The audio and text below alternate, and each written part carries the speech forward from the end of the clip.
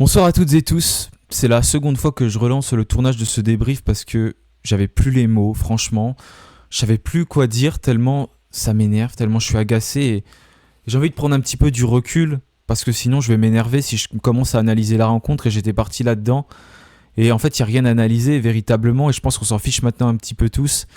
Il ne reste plus qu'une journée. Est-ce qu'il faut vraiment analyser la rencontre ou plutôt se projeter sur la suite et sur le dernier match de la saison régulière pour voir tous les enjeux qu'il reste? Parce que aujourd'hui, nous sommes 3e de Ligue 2 et on peut aussi bien terminer second que 5e. Et là, bien évidemment, ça changerait tout. Donc je pense que je vais prendre de la hauteur et pas trop revenir sur cette rencontre. On va parler de la composition, des choix de Montagnier, des absents bien sûr. Et après, on va très rapidement se projeter sur la suite, sur ce match contre Amiens à Geoffroy Guichard dans un stade qui sera à guichet fermé, et de l'ensemble des enjeux parce que, oui, on peut toujours se battre pour cette deuxième place. Le Mans a fait match nul contre Reims. Le Mans va affronter Bastia qui n'est pas foutu. Et nous, on va affronter Amiens qui est officiellement en Ligue 3. Mais attention derrière parce que on a relancé entre guillemets Rodez, même si on ne les a pas relancés, ils sont sur 19 matchs consécutifs. Ils peuvent toujours nous doubler. 19 matchs consécutifs sans perdre. Ils peuvent toujours nous doubler. Et puis, c'est pareil, le Red Star, qui a battu Amiens justement, et qui aujourd'hui n'est pas très loin de nous, et en cas de succès prochainement, ils peuvent également nous passer devant. Donc il y a beaucoup d'enjeux sur cette dernière journée, et cette équipe stéphanoise, clairement, elle montre un état d'esprit que je n'aime pas du tout. C'est une équipe aujourd'hui qui ne fait peur à personne, et qui se fait peur à elle-même, et qui nous fait peur à nous-mêmes en tant que supporters. Ces supporters stéphanois qui sont courageux, ceux qui se sont déplacés, qui ont mis de l'ambiance pendant presque tout le match et qui ont arrêté de chanter en fin de match, et ça bien évidemment je le comprends. C'était un peu virulent d'ailleurs en fin de rencontre lorsque les joueurs sont allés saluer le parquage, mais en même temps c'est logique. À un moment donné, il faut un petit peu s'énerver, il faut un petit peu comprendre ce qu'il se passe parce qu'aujourd'hui c'est très compliqué. Les Saint-Etienne est sur 3 défaites consécutives et surtout on n'a pas ce sentiment de révolte à un moment donné durant la rencontre. Si, quand on a marqué en toute fin de match, il reste 3 minutes à jouer, c'est peut-être le moment de se bouger, il aurait peut-être fallu le faire avant. Bref, je vais lancer le générique parce que sinon je vais m'énerver, ça va me permettre de me contenir 7-8 secondes.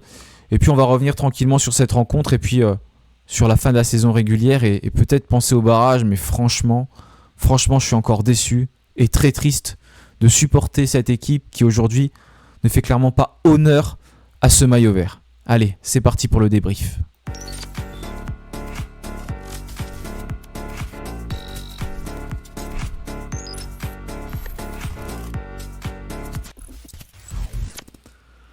Voilà, défaite de Buzyn, Rodez invaincu depuis le mois de novembre qui fait une série parfaite et qui s'est replacé dans le top 5 du championnat en occupant la 5e position avec 55 points.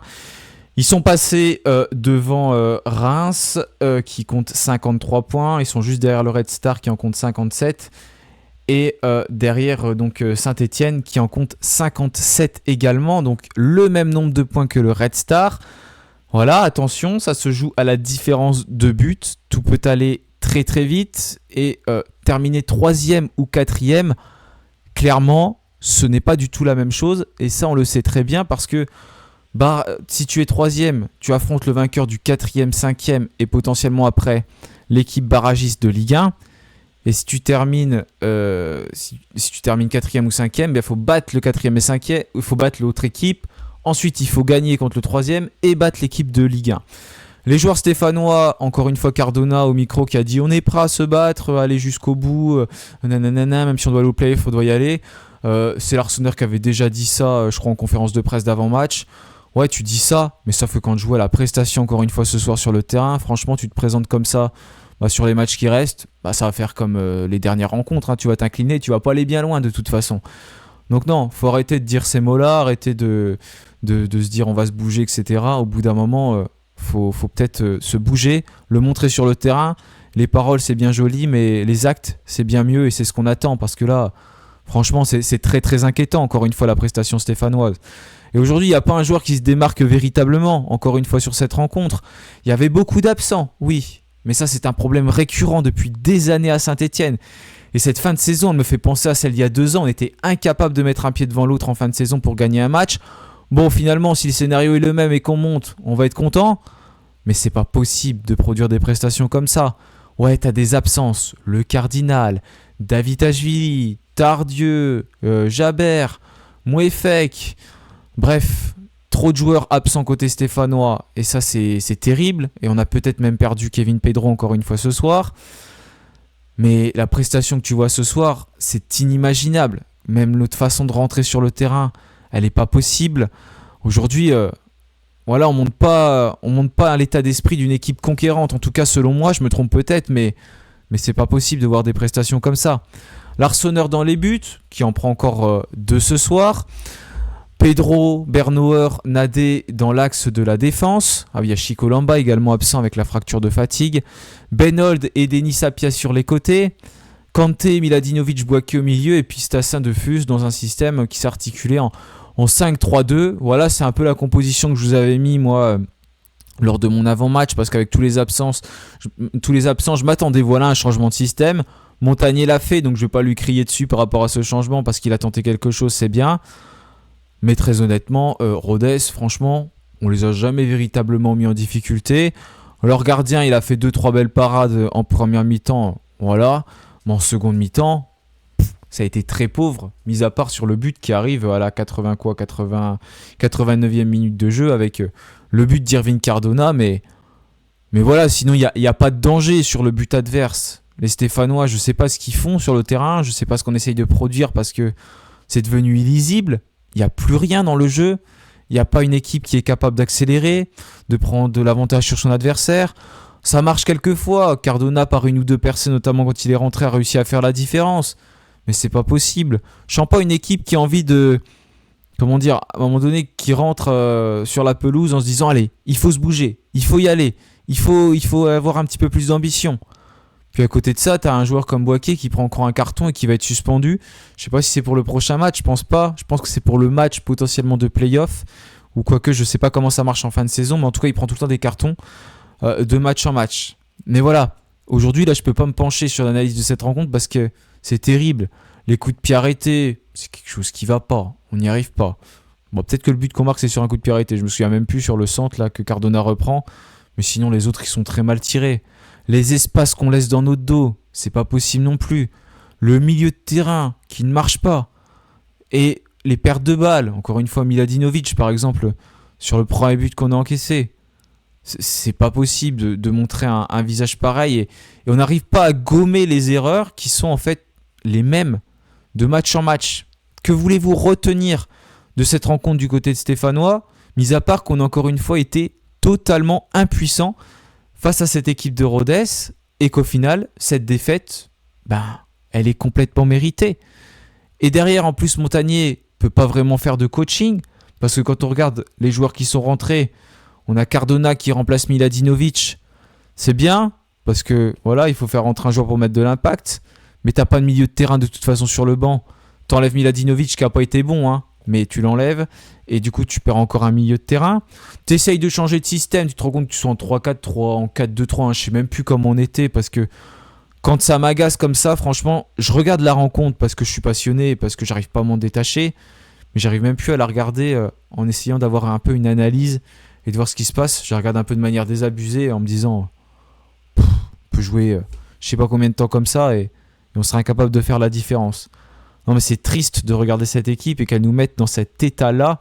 Et la semaine, elle va encore être très très mauvaise pour nous supporters stéphanois. Et puis, en fait, j'ai du mal à savoir eux si ça les attriste vraiment parce que, voilà, comme je dis tout à l'heure, pour moi l'état d'esprit, il est pas bon du tout. Ensuite, donc on a Gadek Beku qui a remplacé Kevin Pedro. Et puis on a Anan qui a remplacé Dufus. Il sait plus quoi faire, Philippe Montagnier. Et quand tu regardes le banc stéphano, de toute manière, si j'arrive à les retrouver, derrière, t'as personne que tu pouvais rentrer. T'as le jeune Bahalal qui est arrivé, je crois, cet hiver. T'as Soumaoro, t'as Ferreira et puis t'as Brice Maubleu. Que veux-tu faire ? C'est terrible, franchement, de voir cette pluie d'absence côté stéphanois et cette impuissance, en tout cas dans nos rangs, pour pouvoir faire quelque chose et créer du jeu. Face à Rodez, une équipe, encore une fois, qui a un budget largement inférieur à nous et qui est capable de produire des choses formidables. Donc bravo à Santini, à Didier Santini, à son staff et à ses joueurs pour le travail qui est produit. Et franchement, c'est magnifique ce qu'ils sont en train de réaliser. Donc un grand bravo à eux. Ils ont joué comme ils savent le faire et ils ont réussi à le faire parce qu'il n'y avait pas de raison. Ils y arrivent depuis 18 rencontres.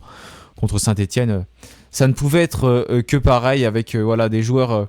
Ils n'ont pas à nous envier certains joueurs, hein, parce que quand tu vois Baldé qui marque encore un doublé, Arconte devant, voilà, ils ont quand même des joueurs de bonne qualité. Leur gardien aussi qui est très bon, Brad, je crois, ancien Nantais, qui est un bon gardien. Voilà, eux ils arrivent à travailler avec des petits moyens, nous avec des grands moyens, on est incapable de travailler, mais c'est logique, on le voit de toute manière. C'est qu'il y a un gros problème quelque part, parce qu'il n'y a pas que l'équipe professionnelle qui ne fonctionne pas, hein. J'ai déjà assez répété, mais les féminines, la réserve, les équipes de jeunes, aujourd'hui, plus personne n'y arrive, et c'est clairement pas normal du côté de Saint-Etienne. Quand tu annonces tes ambitions en début de saison et qu'aujourd'hui tu es 3e, c'est pas possible. En tout cas, voilà, nous sommes 3e, mais on est toujours à 2 points du Mans, parce que le Mans fait aussi des contre-performances, ils ne s'inclinent pas, mais ils font des matchs nuls. Ce qui fait que Le Mans, en faisant son match nul contre Reims, c'était très attendu dans leur stade qui était à guichet fermé. 25 000 supporters, ils ont fait un but partout, ils perdaient 1-0 d'ailleurs. Mais eux, ils ont 59 points, plus 17 de différence de but. Pendant que nous, on a 57 points, plus 16 de différence de but. Et là, quand on regarde le calendrier, Le Mans va affronter Bastia. Aujourd'hui, cette équipe de Bastia, elle a gagné. Et elle se retrouve avec 28 points au compteur. Et surtout en 17e position. Mais ils peuvent toujours accrocher cette place de barragiste, puisque devant Laval ne compte qu'un point supplémentaire, 29 points. Ce qui veut dire qu'ils vont recevoir Le Mans. Je crois qu'ils les reçoivent, si mes souvenirs sont bons. Alors, je regarde le calendrier en même temps. Voilà, ils vont recevoir Le Mans donc le 9 mai à 20h. Donc c'est un multiplex comme ce soir, donc tout va se jouer en même temps. Et s'ils s'imposent, ils peuvent potentiellement encore aller chercher cette place de barragiste. Donc tant mieux pour nous qu'ils ont réussi à gagner leur match donc face à Guingamp 1-0. Ça les laisse dans le jeu et ça nous permet encore d'y croire, on va dire, parce qu'il faut qu'on s'appuie sur un résultat de Bastia. Et en fait, que Bastia fasse match nul ou que Bastia s'impose, pour nous, ça change finalement pas forcément grand-chose parce qu'on est dans l'obligation de gagner. Ça change peut-être quelque chose, si, parce que je crois que si jamais Le Mans, si jamais nous on gagne et que Le Mans fait match nul, on a la même différence de but. Si on gagne 1-0, ils auraient plus 17 et plus 17. Et je crois que ça se joue aux confrontations directes. Et à ce petit jeu-là, ils sont devant nous parce qu'ils nous avaient battu notamment à Geoffroy Guichard. Et je crois qu'on avait fait match nul lors du retour. Ce qui ferait donc que Le Mans serait devant nous. D'où l'importance donc de cette différence de but aujourd'hui. Ce but de Cardona finalement peut être très important. Mais il va falloir de toute façon absolument gagner contre Amiens. Amiens qui a donc officialisé sa descente en Ligue 3 en s'inclinant 3-1 contre le Red Star. Ce qui fait que pour eux, tout est fini, tout est foutu. Donc ils ne peuvent que descendre. Bon, l'année où on est monté, quand on jouait contre, c'était contre Quevilly-Rouen je crois, lors de la dernière journée, bah, cette équipe, elle était officiellement en nationale, hein. Et puis finalement, on avait perdu. Et là, c'est un peu le même cas pour Amiens, mais ce sera à Geoffroy Guichard. Voilà. De quoi se donner encore des raisons d'y croire malgré tout. On a encore une fois plus notre destin entre nos mains. Il va falloir gagner aussi avec le plus de buts possible, parce que ça peut compter. En tout cas, en mettre 2 de plus que l'adversaire pour que ça compte, parce que de toute manière, si Le Mans gagne, ça sert à rien. S'ils font match nul, ça va pas changer leur différence de but. Donc il faut gagner au moins avec 2 buts d'écart pour être tranquille si jamais Bastia faisait match nul contre cette équipe du Mans. Voilà, il y a des scénarios qui sont encore possibles, mais attention, parce que dans le même temps, quand on regarde le classement, comme je dis tout à l'heure, il y a le Red Star. Le Red Star qui compte 57 points, qui est derrière nous avec la différence de but, avec plus 8. Cette équipe du Red Star qui va affronter, c'est Montpellier. Voilà, c'est Montpellier. Et Rodez, donc, qui nous a battus, qui est sur 19 matchs consécutifs sans s'incliner. Donc, il faut partir du principe que Rodez peut également s'imposer, encore une fois. Et cette équipe de Rodez qui va... j'ai pas le calendrier sous les yeux pour eux, je vais cliquer dessus. Cette équipe de Rodez qui va affronter Annecy lors de la dernière journée. Annecy qui est une équipe qui ne joue au final... au final ils peuvent toujours jouer une place dans le top 5, même si ce sera très compliqué. Parce que si jamais ils s'imposent, Annecy, ils vont passer devant Rodez d'ailleurs. Et Reims, il y a Reims qui va jouer, donc il faudrait aussi que Reims fasse une contre-performance pour eux, pour être sûr de passer devant. Et Reims qui va affronter Pau. Et un match nul entre Pau et Reims leur permettrait de passer devant Rodez. Donc encore une fois sur la dernière journée, va y avoir des enjeux un peu partout. Et là on a la chance aussi qu'Annecy va partir du principe qu'il va falloir impérativement gagner cette rencontre. Et après, ils vont voir ce qui va se passer. Mais voilà, Rodez, c'est 19 matchs consécutifs sans s'incliner. On l'a vu ce soir. Franchement, on n'était pas en capacité de les battre de notre côté. Voilà, les enjeux sont multiples, bien évidemment. J'espère qu'on va récupérer des joueurs. D'après le Cardinal, potentiellement, il pourrait être là. Dans quel état physique, j'en sais rien. À voir où en est Kevin Pedro également de son côté. Et je vais quand même parler rapidement des playoffs parce que c'est à prendre en compte. Ça peut très bien nous arriver. Il y a de fortes chances que ça arrive aussi malgré tout. Le calendrier des playoffs, c'est que ça démarre tout de suite. Attention, parce qu'on va jouer le 9 mai. Et ça commencerait dès le 12 mai. Si jamais on termine pas 3e, 4e. Le 12 mai, il y a un match à 20h30. Donc, entre le 4e et le 5e. Et si on terminerait 3e, on jouerait le 15 mai. Voilà. Et ensuite, bon, ça continuerait, mais il faut se qualifier. Ce serait le barrage contre l'équipe de Ligue 1, le 21 mai et le 24 mai. D'ailleurs, au niveau des équipes de Ligue 1, Metz est officiellement en Ligue 2. Ils font l'ascenseur. Ensuite, on a Nantes qui a battu Marseille 3-0. Donc les Nantais ne sont pas officiellement relégués, mais ça dépendra également du résultat de la JOCR. Voilà, ça va se jouer entre ces équipes-là. Donc ce sera soit Nantes, soit Auxerre qui devrait être barragiste, peut-être Nice aussi, mais Nice qui a quand même récupéré des points.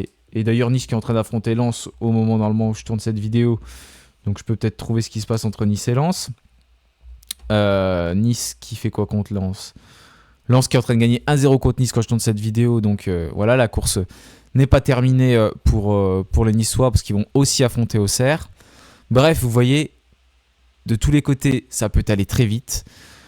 Mais on s'est tiré une balle dans le pied et on va encore stresser, paniquer jusqu'au bout. Et franchement, nos chances sont de plus en plus faibles de monter, mais elles sont encore là parce que nos concurrents, finalement, peinent également et ça va se jouer au mental véritablement et nous on va tâcher d'y croire, même si franchement je suis très déçu quand je vois cette prestation. Pour moi, ce manque d'envie, de motivation, je suis désolé, il existe, il faut le voir sur le terrain, c'est pas possible, on n'arrive plus rien à faire, il y a un problème quelque part.